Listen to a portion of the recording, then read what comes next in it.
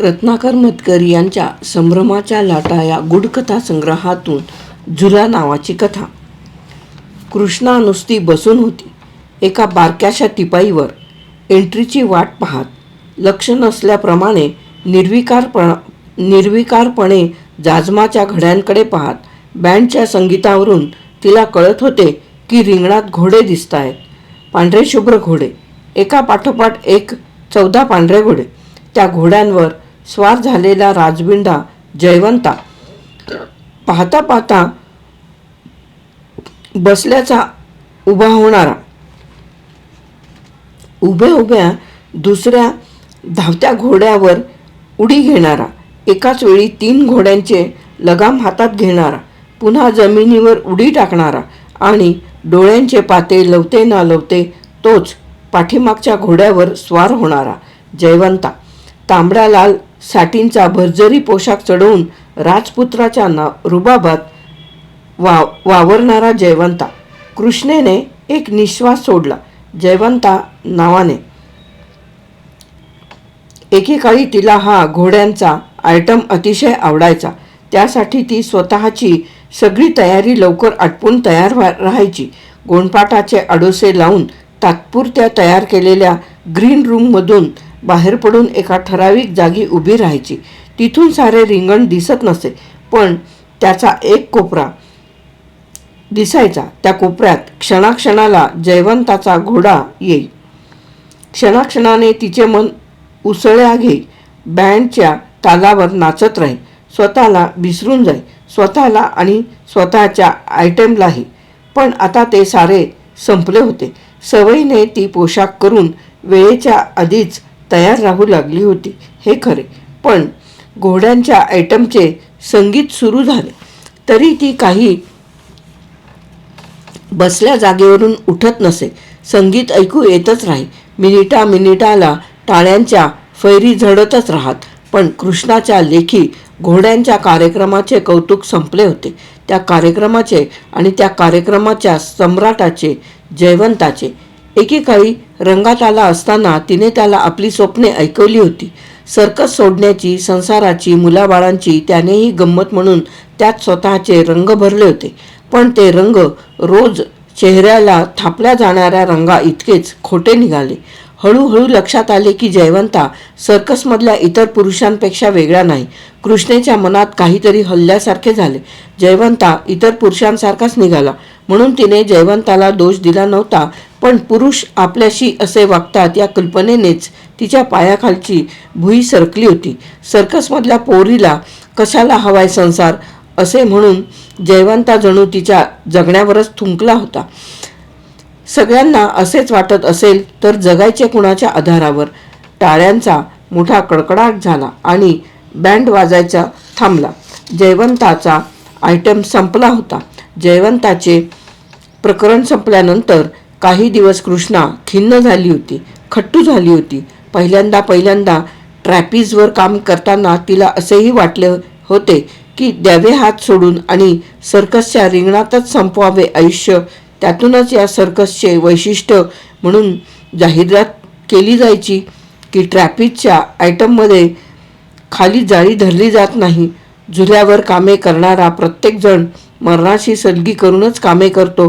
कृष्णेलाही वाटले होते की एक दिवस झुल्यावरून सरळ खाली सूर मारावा, थेट मरणाच्या वाचलेल्या जबड्यात. नाहीतरी आणखी 2-4 वर्षात आपले शरीर झुल्यावरच्या कामाचे राहणारच नाही. कुठे फेकले जाऊ कुणास ठाऊक. एका परीने तेही मरणच. पण मोठ्या कष्टाने तिने तो विचार आवरला होता. किंबहुना सवयीनेच ती झुल्यावरचे हात कधी सोडू शकली नाही. आयटम कधी होऊन गेला कळतही नसे आणि मग मरणाचा विचारही डोक्यातून कधी निघून गेला हे कळले नाही. हळूहळू ती पूर्वीसारखी हसू बोलू लागली, इतर मुलींत मिसळू लागली. पण कधीतरी मनात विचार येई, आपले पुढे काय? झुल्यावरची कामे करण्या इतके शरीर चपळ राहिले नाही की नंतर काय? आत्ताच आपण निबर दिसू लागलो आहोत. मुळातल्या बेताच्या सौंदर्याला वय सहज जिंकील. मग काय? मॅनेजरची नाही तर रिंग मास्तरची भूक भागवीत त्याने फेकलेल्या तुकड्यांवर जन्म काढायचा. तो म्हणेल ते मुकाट्याने ऐकत, चापकाच्या धाकातल्या गरीब जनावरासारखं. पण कृष्णेला पडलेली काळजी लवकरच दूर झाली होती. गरीब स्वभावाचा मायकेल सर्कशीत आल्यापासून. मायकेलचा स्वभाव खरेच एखाद्या निष्पाप अर्भकासारखा होता. गोव्यातल्या खेडेगावातून तो कधी काळी घर सोडून बाहेर पडला होता. कुठल्या तरी बारक्या सर्कसमधून कामे करताच त्याने झुल्यावरचे काम शिकून घेतले होते. तसे ते काम कठीणच, पण त्याहूनही कठीण होते ते मायेचे माणूस भेटणे. मायकेल एखाद्या चुकलेल्या पोरासारखा सैरभैर झाला होता. तो सर्कशीत आल्याच कृष्णेने हे ओळखले. याला आपल्या इथले ट्रॅफिकचे काम दाखवून ठेव असे म्हणून मॅनेजरने त्याला तिच्या स्वाधीन केले. त्या क्षणापासूनच जसे काही तिने त्याला आपले मानले. अंधारी रात्र. मायकेल इतर मुलांबरोबर खेळ संपल्यानंतर बाहेर गेला होता. परत आला आणि कंपनीत झोपायला जाऊ लागला. तेव्हा अंधारातूनच त्याची वाट पाहणारी कृष्णा पुढे झाली होती. कुठे गेला होतास या प्रश्नाला उत्तर देण्यासाठी त्याने तोंड उघडले तेव्हा आलेल्या भपकाऱ्यानेच प्रश्नाचे उत्तर मिळाले. काय होते आहे हे कळायच्या आधीच कृष्णेची चपराक त्याच्या गालावर बसली होती. मला माफ कर असे काहीतरी तो तोंडातल्या तोंडात बोलू पाहणार एवढ्यात स्वतःच ओक्साबोक्षी रडत कृष्णेने त्याला जवळ ओढले होते. तिच्या छातीवर डोके ठेवून तोही मनसोक्त रडला होता. त्या दिवसापासून त्याच्या निळ्या डोळ्यांतला हरवलेला भाव नाहीसा झाला होता. चेहऱ्यामागचा चुकलेला मुलगा जाऊन त्याची जागा एक निर्धास्त पुरुष घेऊ लागला होता. मात्र तो पुरुष तिच्या आज्ञेत होता. जयवंतासारखा तिला आज्ञा करणारा नव्हता. मोठा बँड आता थांबला होता. लहान स्वरमंडल वाजत होते. कृष्णा बसल्या जागची उठली आणि आरशाशी गेली.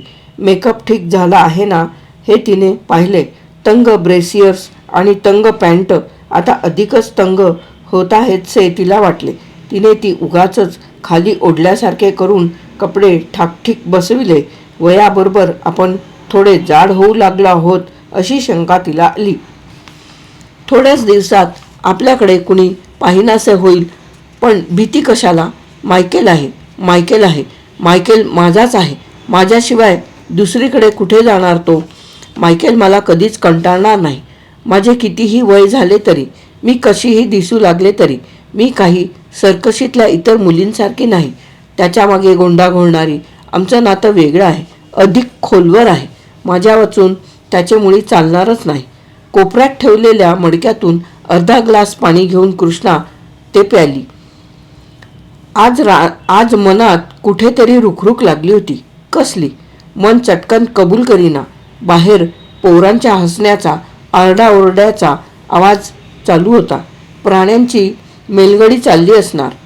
त्यानंतर हत्तीचा कार्यक्रमांचा विचार केला तरीही मनाची रुखरुख थांबेना. मायकेल कुठे आहे? नेहमी तो तयारी आटोपल्याबरोबर समोर येऊन उभा राहायचा. नंतर दोघेही तंबूच्या मागच्या बाजूला कॅन्टीन असायचे, तिथे चहा नाहीतर कोल्ड्रिंक प्यायची. पण आज आपल्या आयटमची वेळ व्हायला आली तरी त्याचा पत्ता नाही. दुसरे काही नाही तरी ट्रॅपिजमधला आपला पार्टनर म्हणून तरी त्याने येऊन आपण तयार झाल्याचे सांगायला हवे. आणि न यायला त्याला कारण काय झाले असेल? दुपारी तो कुठेतरी गेला होता. आपण त्याची पुष्कळ वाट बघितली पण तो आलाच नाही. आणि आला तो एकदम शोच्या वेळेस. कुठे गेला होतास विचारले तर एक नाही नि दोन नाही, अवाक्षर न बोलता तो तंबूत तयारीला गेला. जाताना त्याने फक्त मागे वळून पाहिले. त्याच्या चेहऱ्यावर अपराधाची भावना स्पष्ट दिसली होती. दुपारी गेला तरी कुठे होता हा? जाऊ दे, आता हा विचारच करायचा नाही असे मनाशी म्हणत कृष्णा खाली बसली. ट्रॅपिजच्या खेळाचा विचार करू लागली. त्यावरच मन एकाग्र करू लागली. बँडची धून तरारारा तरारम तारारारा तरारम. दोघेजण रिंगणात धावत येऊन मुजरा करतात. 3 वेळा वाकून टाळ्यांचा कडकडाट, दोराची शिडी, 2 जोड्या दोन बाजूला मार्था आणि मायकेल, सलीम आणि कृष्णा. झुले, उंच उंच झुले, सारखे हिंदकळणारे झुले. समोरासमोरच्या झुल्यावर कृष्णा आणि मायकेल समोरासमोर. पण दुपारी गेला कुठे होता हा? झुले, इकडून तिकडे हिंदकळणारा झुला, तोच तर पकडायचा. कनातीचा पडदा बाजूला करून मायकेल आत आला. किती देखणा दिसतो हा पोशाखात. पांढरा शुभ्र टफेटाचा झगझगीत पोशाख, त्याला जरीची काडी. छातीकडे आणि मांड्यांकडे किती गच्च होत आहेत हे कपडे. आला एवढी उभारून आलेली छाती, दंडाचा आकारही स्पष्ट कळतोय. आला तेव्हा मांड्या इतक्या भरदार नव्हत्या. मायकेलचे शरीर भरत चालले, अधिकाधिक मर्दानी होत चालले. मायकेल, माझा मायकेल. पण तिने मुद्रा शक्य तेवढी रागाची ठेवली. दुपारचा राग इतका लवकर गेला असे त्याला देखील वाटता कामा नये. सॉरी कृष्णा, मायकेल म्हणाला. मी तुला काहीतरी सांगायला आलोय. मगाशी बोललो नाही त्याबद्दल सॉरी. पण माझी परिस्थितीच नव्हती काही बोलण्याची. कुठे गेला होतास तू दुपारी? किंचित कठोरपणाने कृष्णेने त्याला विचारले. तेच सांगतोय. मायकेलचा आवाज थोडा कापत होता. मी माझ्या घरी गेलो होतो. जवळजवळ 10 वर्षांनी सर्कस मायकेलच्या गावी परत येत होती. या गावात मायकेलचे घर होते. तो घर सोडून गेला तेव्हा त्याची आई होती, भावंडे होती. ती अजून तिथेच असतील का त्याला माहीत नव्हते. आज इतक्या वर्षांनी योगाने तो इथे येत होता. पण सर्कस येऊन 8 दिवस झाले तरी त्याला आपल्या घरी जाण्याचा धीर होत नव्हता. कोण जाणे घरी कसं स्वागत होईल. आपला मुलगा सर्कसमध्ये काम करतो हे म्हातारीला कितपत खपेल कुणास ठाऊक. पण शेवटी मायकेलने ठरवले की काय होईल ते हो, पण आज आपण जायचेच घरी. 10 वर्षे होऊन गेली तरी मायकेलचे पाय वाट विसरले नव्हते. ते त्याला घराशी अचूक घेऊन गेले. घराची पुष्कळ पडझड झाली होती. कौले फुटली होती. एका बाजूची भिंत खचल्यासारखी झाली होती. आणि मुख्य म्हणजे घराला कुलूप होते. काय करावे ते मायकेलला कळेना. इतक्या वर्षांनी तो घरी परत येत होता. हे घर आपल्याला नावे ठेवील, शिव्या देईल, पण जवळ घेईल असे त्याला वाटले होते. पण घराने यातले काहीच केले नाही. त्याला दूर ठेवून ते थंडपणे जागच्या जागी उभे होते. त्याने आजूबाजूला पाहिले. चौकशी करण्यासारखे कुणीही दिसत नव्हते. उलट 2-4 तोंडे पाहत होती. ती पटकन आत गेली. काहीच न सुचल्यामुळे मायकेलने घराच्या चारी बाजूंनी हिंडून पाहिले. पुन्हा कुणीतरी आपल्याकडे पाहते असा भास त्याला झाला. पण नीट पाहिले तेव्हा ते पाहणारे कुठेतरी नाहीसे झाले. तो घराच्या मागच्या बाजूला आला. एक छोटे दार होते. त्याला ते दार चांगलेच आठवत होते. त्याची कडी कधीच नीट लागत नसे. दार अर्थातच बंद होते, पण त्याने ते ढकलले. जरा जोर लावताच ते खाडकन उघडले. त्याने आत पाऊल टाकले. आत सगळीकडे धुळीचा थर माजला होता. थोडेसे फर्निचर होते, तेही बरेच मोडतोड झालेले. भिंतीवरची ख्रिस्ताची तस्वीर एका बाजूने वाकडी झाली होती. लहानपणी ख्रिसमसच्या आदल्या रात्री मायकेलचे सारे कुटुंब या तस्बिरीसमोर प्रार्थना करीत असे. एक झाकण निखळलेली ट्रंक समोर उघडी पडली होती आणि एक जुने कपाट. बस, सामान असे फारसे काहीच राहिले नव्हते. तो हे बघत उभा असतानाच त्या बंद घराच्या बाहेरून लोकांच्या कुजबुजण्याचे आवाज ऐकू यायला लागले. मायकेल दचकला. मग त्याच्या लक्षात आले, बाहेरच्या कुणीतरी त्याला घरात येताना पाहिले होते. त्या माणसाने इतरांना बोलावून आणले होते. ते सारे मायकेलविषयी बोलत होते. क्षणाचाही विचार न करता मायकेलने घराच्या माळ्याकडे धाव घेतली. 10 वर्षांचे अंतर जणू पुसले गेले. लहानपणी खेळात लपण्यासाठी तो जसा सामानाआड जात असे, तसाच त्याच सवयीने तो माळ्यावर गेला. सामान असे तिथे विशेष नव्हते, पण धूळ मात्र चिक्कार होती. 1-2 गंजलेल्या बलाढ्य 3-4 फुटके तुटके 1-2 गंजलेल्या बालद्या, 3-4 फुटके तुटके डबे असे काहीतरी तिथे पडले होते. त्याच्या मागे तो जाऊन दडला. खरे तर त्याला लपायची काय गरज होती? हे घर त्याचेच होते. तो सांगू शकला असता की हे घर माझे आहे, माझे स्वतःचे. पण हा नंतरचा विचार झाला. त्या क्षणी त्याला वाटले की आपण इथे परके आहोत. ही माणसे आपल्याला परका समजणार आणि आपली विल्हेवाट लावणार. शिवाय आता फार उशीर झाला होता. तो लपल्यामुळेच त्यांचा संशय अधिक पक्का झाला असणार. एवढ्यात दरवाजा उघडला आणि ते सगळे आत घुसले. आता त्यांचा गोंधळ अधिकच स्पष्ट ऐकू येऊ लागला. बापरे, ते त्याला चोर समजत होते आणि चोराला पकडून त्याला जन्माची अद्दल घडेल असे काहीतरी ते करणार होते. भीतीने मायकलच्या पोटात खड्डा पडला. ते कुणीच त्याला ओळखत नव्हते. कदाचित ओळख देऊनही ती त्यांना पटली नसती. 10 वर्षापूर्वी त्यांनी त्याला पाहिले होते ते 13 वर्षांचा लहान पोरगा म्हणून. आता इतक्या बदललेल्या मायकेलला ते कुठून ओळखणार? त्यांचा गोंगाट वाढत गेला आणि मग हळूहळू कमी झाला. या रिकाम्या घरात तो गेला तरी कुठे असेल याविषयी त्यांचा गोंधळ उडाला होता. इकडे तिकडे पाहून त्यांनी जमेल तेवढी शोधाशोध केली. मात्र मायकेलचे नशीब जोरावर, म्हणूनच त्यांना माळ्यावर यायची बुद्धी झाली नाही. पण त्यांनी आपल्याला चोर समजावे. मायकेल विचार करू लागला. आपण त्यांच्या हाती लागलो असतो तर आपले काय झाले असते कुणास ठाऊक. आपण चोर आपल्या स्वतःच्या घरात. आता सारे शांत झाले होते. मायकेल धीर धरून माळ्यावरून खाली उतरू लागला. पण जिन्याच्या पायरीवर पाय ठेवला मात्र एक विलक्षण भीती त्याच्या मनात दाटून आली. कसली भीती? अजून ते बाहेर उभे असतील याची नाही, ती इतकी निश्चित नव्हती. त्याही पलीकडची, अगदी कसलेही स्पष्टीकरण देता येणार नाही अशी ती भीती होती. कारण नुसते पुढे पाऊल टाकायलाच त्याला आता भीती वाटायला लागली होती. काही केला त्याचे पाऊल पुढे पडेच ना. असे वाटत राहिले की आपण पाऊल टाकले तर ते पायरीवर ठरणारच नाही. आपण माळ्याच्या जिन्यावरून गडगडत सरळ खाली जाऊ. समजा जिन्यावरून पडलो तरी अशी काय मोठी दुखापत होणार होती.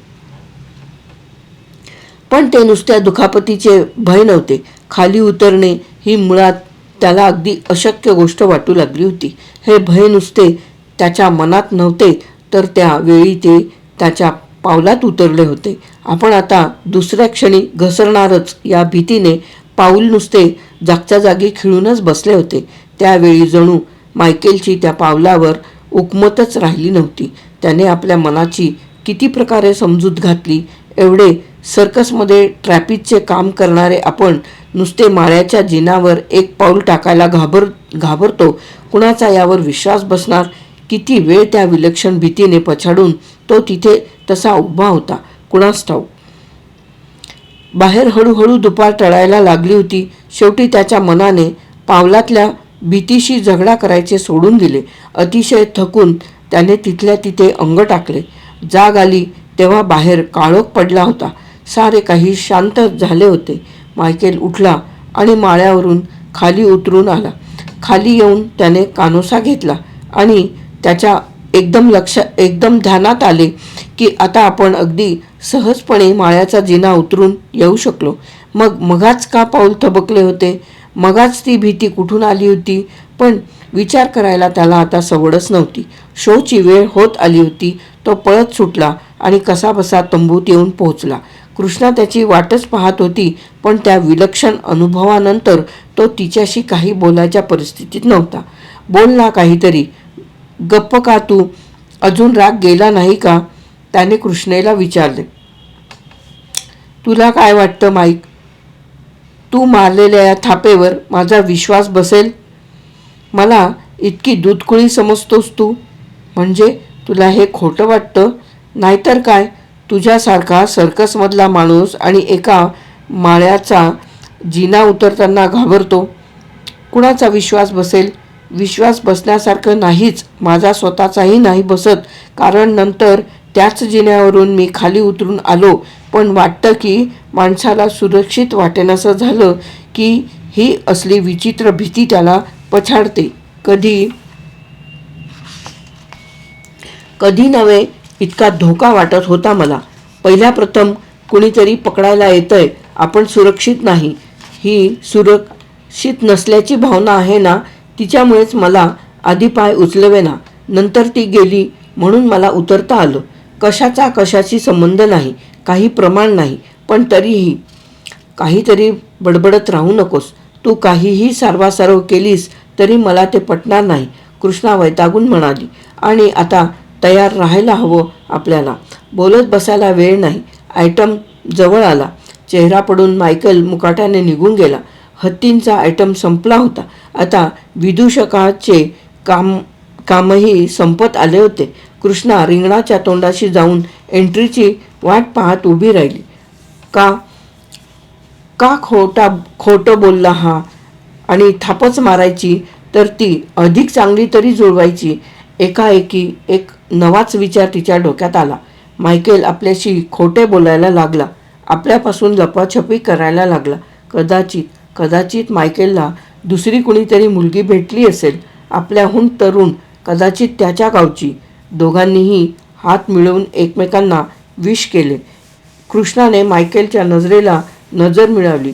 त्याने नजर चुकवली का की तो भासत झाला. बँड सुरू झाला. चौघेही धावत रिंगणात आली. त्यांनी मुजरा केला. पण याला खोटे बोलायचे कारण काय? म्हणे भीती पावलात उतरली, म्हणे सुरक्षित वाटले नाही म्हणून, म्हणे धोका होता. सुरक्षित वाटले नाही म्हणून काय पाय भीतीने बधीर होतात? नक्कीच याने सगळे खोटे सांगितले. पण का? दोरीच्या शिड्यावरून खाली आल्या. चौघेही यंत्रवत धावत शिड्यांजवळ गेली. चौघांच्या हालचाली दोन प्रकाश गोल टिपत होते.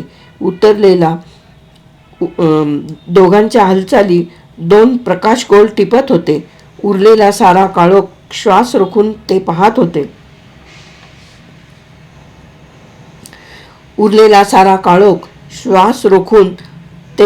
होते. मायकेल म्हणाला, यात काही तथ्य असेल का? माणसाला सुरक्षित वाटेनासे झाले की ही अशी नाव नसलेली भीती त्याला पछाडते. नक्की मायकेल खोटं बोलत असला पाहिजे. पण का? दुसरी एखादी मुलगी? मग माझे काय होणार? कृष्णा दोरीची शिडी चढून झुल्यावर पोहोचली. बँडवरची धून बदलली. साऱ्या नजरा उंचावर गेल्या. चौघेही आपापल्या झुल्यावर बसली. काही वेळ हवेत एकमेकांचे झुले झुकवत फिरत राहिली. प्रेक्षकांनी टाळ्या वाजवल्या नाहीत. पुढे काय होते हे ते श्वास रोखून पाहत राहिले. मोकळे रिंगण, त्यात जाळे देखील नाही. जीवाचा धोका, तो पत्करून मजेत हवेतल्या हवेत हिंदकळणारे चार जीव. झुला कशाची शाश्वती नसलेला, जागच्या जागी हिंदकळणारा. मायकेलला दुसरी कुणीतरी मुलगी भेटली असेल, मग माझे काय होणार? जयवंता सोडून गेला. आता मायकेल जाईल. वय असेच वाया जाते. पुढे काय होणार? असाच कुणी तिसरा येईल, मजा करून जाईल. मग माझी स्वप्ने, संसाराची, सर्कस सोडण्याची, मुलाबाळांची, ती स्वप्ने पुसली जाणार. मग काय होईल? सगळेच अनिश्चित आहे. कालपर्यंत मायकेलची शाश्वती होती, आज तीही गेली. काहीच सुरक्षित नाही. सगळेच धोक्यात आहे. बँडची गत बदलली. मार्थाने झुला सोडला. त्याच क्षणी सलीमने हवेत झेप घेतली. मार्थाने झुला अचूक पकडला. माणसांनी फुललेल्या तंबूतला काळोख, पण एक अवाक्षर नाही. फक्त बँडवरची गत, बाकी कसलाही आवाज नाही. मार्थाने झुला सोडला आणि सलीमच्या डोक्यावर ती अलगद गेली. मार्थाने झुला सोडला आणि सलीमच्या झोक्यावर ती अलगद गेली. सलीमने मार्थाचा झोका हवेत पकडला. झुला सारखा इकडून तिकडे तिकडून इकडे. कशाचीच शाश्वती नाही. काहीच सुरक्षित नाही. आपले काय होणार? काय होणार?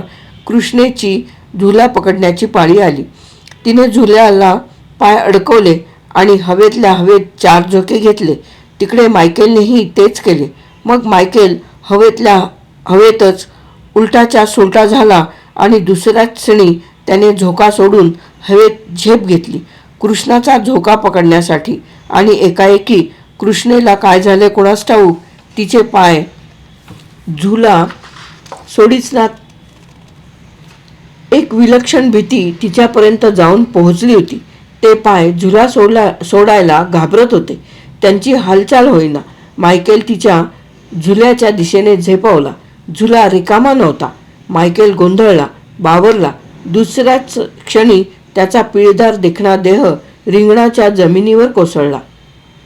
जमिनीवर रक्ताचा सडा झाला. प्राण गेले तरी मायकेलचे निळे डोळे सताळ उघडेच होते आणि वर उंचावर हिंदकळणाऱ्या झुल्यावर भीतीने पाय झुल्याच्या दांडीला गच्च लपेटून कृष्णा या टोकापासून त्या टोकापर्यंत असहायपणे झोके घेत राहिली होती. कथा समाप्त.